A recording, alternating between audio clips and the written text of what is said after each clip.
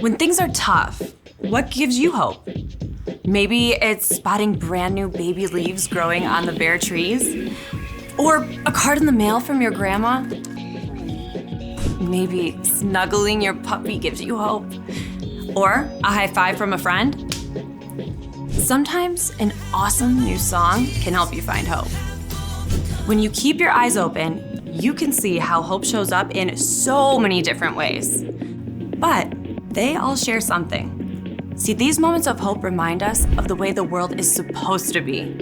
When people turned away from God, the world was broken. But God didn't leave us alone. God sent Jesus to live with us, to give up his life for us, and to return to life. Because of Jesus, death and brokenness did not get the final say. When we follow Jesus, we are restored to relationship with God.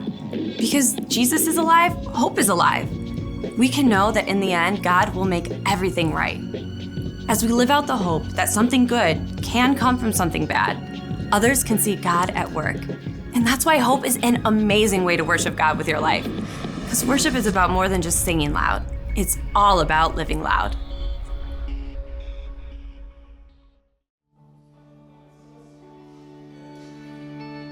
When the night is darkest and I feel weary, I'm not alone, 'cause you are with me. A new day is coming, I see light, and the sun will rise,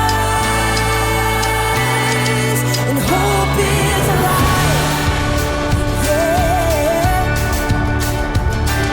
No matter what tomorrow brings, I know that you'll be by my side all the time. You'll never leave me. When shadows fall, I will have no fear, 'cause you're right here. When the night is darkest and I feel weary, I'm not alone, 'cause you are with me. A new day is coming, I see a light, and the sun will rise, and hope is alive, yeah.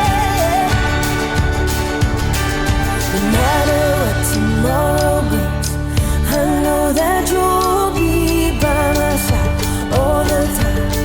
You'll never leave me. When shadows fall, I will have no fear, 'cause you're right here.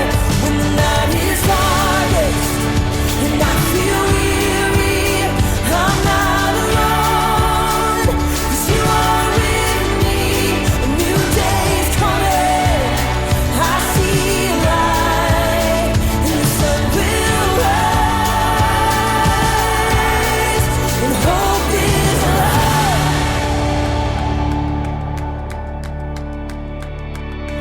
You are a light that makes a way when I am lost. You love with everything you have, no matter the cost. You are my hope, and I will trust you with all my life. You are a light that makes a way when I am lost. You love with everything you have, no matter the cost. You are my hope, and I will trust you with all my life, yeah. When the night is darkest and I feel weary, I'm not alone, 'cause you are with me. A new day is coming, I see a light. When the night is darkest and I feel weary, I'm not alone, 'cause you are with me. A new day is coming, I see a light, and the sun will rise, and hope is alive, yeah. Hope is alive.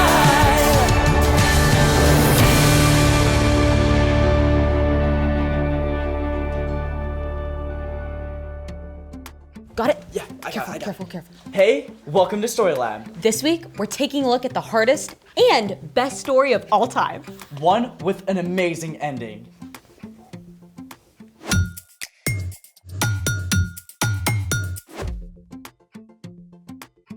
Happy Easter, everyone! I'm Skylar. And I'm Sebastian. We're talking about why the story of Jesus is good news. And all the ways that it can give us hope. Nice cocoon. Cocoon? Not a cocoon, it's Cocoons are for the common, ordinary moths. This is a chrysalis. right. The caterpillar forms a chrysalis, morphs around, and then pops out as a butterfly. There's so many things wrong with that statement. I don't even know where to start. Okay, Professor S, drop some knowledge. Let's explore it. Welcome to the Inside Scoop with Sebastian. Taking notes. We begin with a humble caterpillar.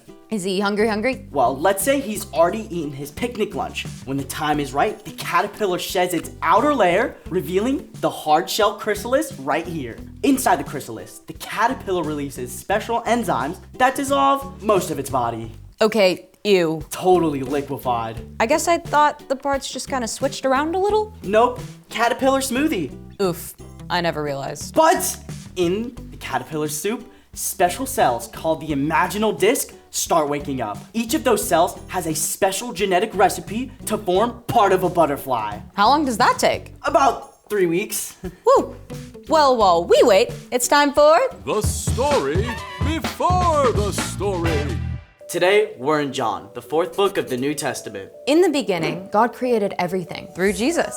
But when people turned away from God, the world was broken. God loves us way too much to leave us on our own. So, God chose one family, the Israelites, and promised to bless the whole world through them. Many, many years later, God fulfilled that promise by sending Jesus, God's own son. Jesus traveled the land, teaching and healing. He showed perfectly what it means to love God and love others. But the religious leaders were upset. When Jesus entered Jerusalem for Passover week, they made a plan to get rid of him. Which is where our story starts. Take it away. Hi everyone, I'm Erica. Happy Easter! But before we get on with our amazing celebration of Easter Sunday, we have to travel back in time through Saturday, Friday, all the way to Thursday evening. Let me set the scene so we can put ourselves right there and imagine we're watching the story right in front of us. Ready? Here we go!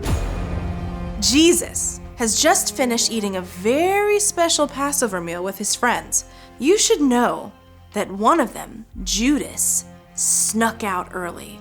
Another one, Peter, promised to stick with Jesus no matter what.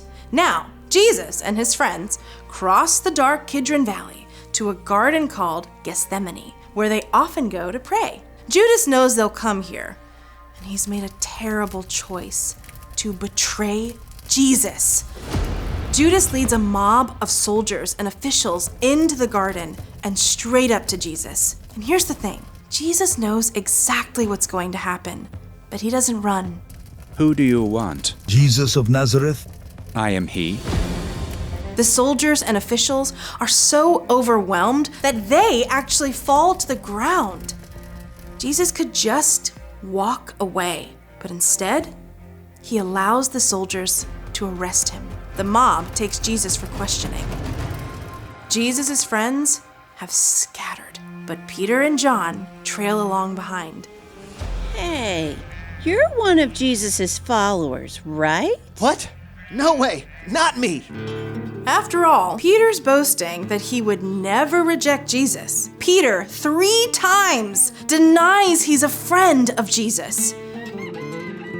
Jesus is then sent to Caiaphas, the high priest. The whole trial is faked. They're just looking for a reason to condemn Jesus. At last, in the early morning, Jesus is sent to the Roman governor, Pilate.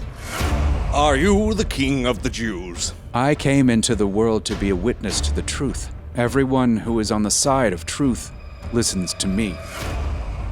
Pilate can't find a single thing against Jesus, but he has Jesus whipped to keep the religious leaders happy. Soldiers twist thorns into a crown and place it on Jesus' head.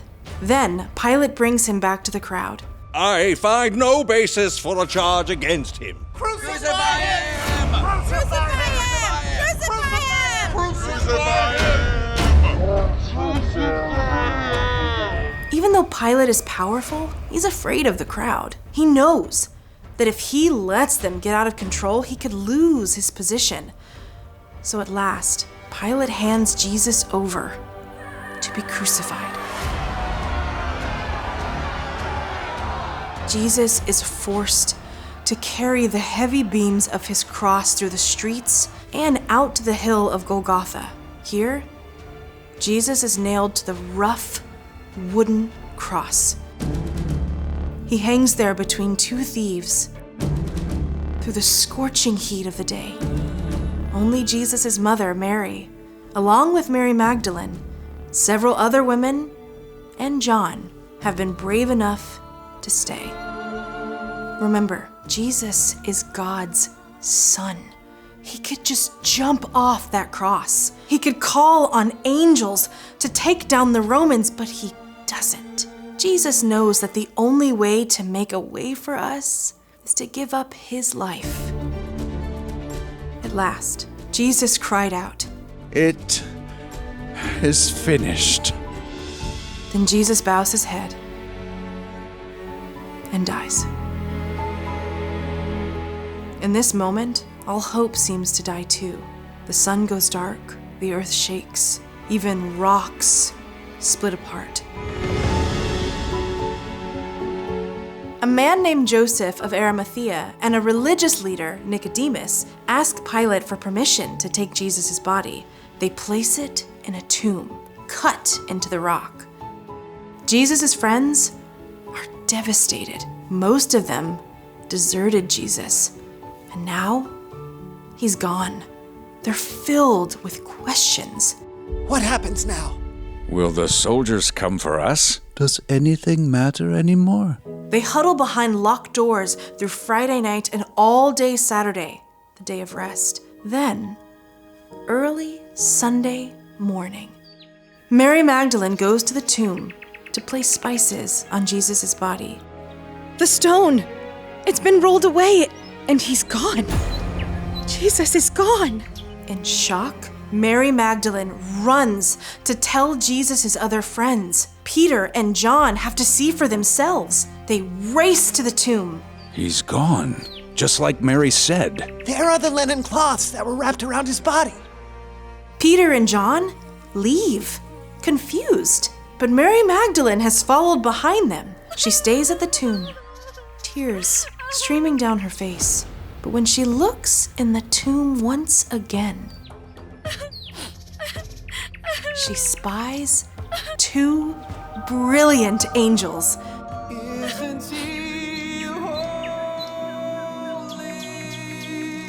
Turning back, she sees a figure standing there. Through her tears, she thinks it must be the gardener. Why are you crying? Who are you looking for? Sir, did you carry him away? Tell me where you put him. Mary.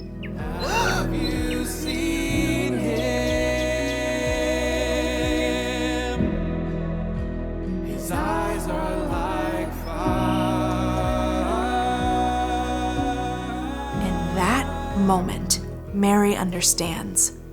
It's Jesus, alive. Can you imagine the overwhelming flood of joy and amazement?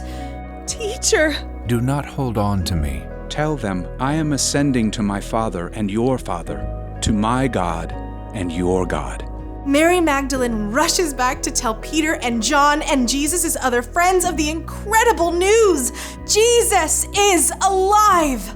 Peter later writes about it this way: "Give praise to the God and Father of our Lord Jesus Christ. In his great mercy, he has given us a new birth and a living hope. This hope is living because Jesus Christ rose from the dead." Jesus. And that is the end.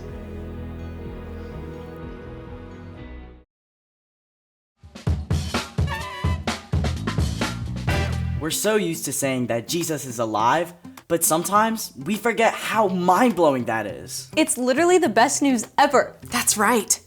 Jesus' return to life changes everything. So, what's our part in the story? Think about it this way.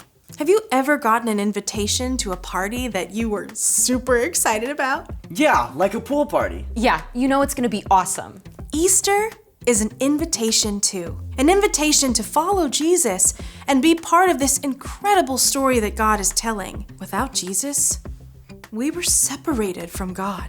But Jesus took the consequences of our sin, our wrong choices, when he gave us his life. But Jesus didn't stay dead. Nope. When Jesus returned to life, he defeated death. Now death doesn't have to be the end of the story. When we choose to turn away from the wrong things we've done and follow Jesus, we get to live with God forever. So even though Easter starts in a really dark place, It doesn't stay there. You're right. Easter is all about hope. hope is believing that something good can come out of something bad. Because Jesus is alive. You can have hope no matter what you face. Following Jesus doesn't mean that hard things in your life will just go away, but it does mean that Jesus will be right there with you every step of the way. I feel like celebrating right now. He is risen. He is risen indeed. See you next time. Bye. So here's the thing. Whatever happens, remember Jesus is alive. After 3 dark days, his friends had the most incredible reason to celebrate. And we can celebrate too. Oh, I know a special way to do that right now. Hey, he's done! Meet Maverick the Monarch, newly emerged from his chrysalis. He's beautiful. Nothing at all like that caterpillar soup. The most amazing, beautiful creature, and it came out of the biggest goopy mess. Thanks for joining us in the Story Lab. See you next time. Think you'd like some jelly beans? This is probably more of his style.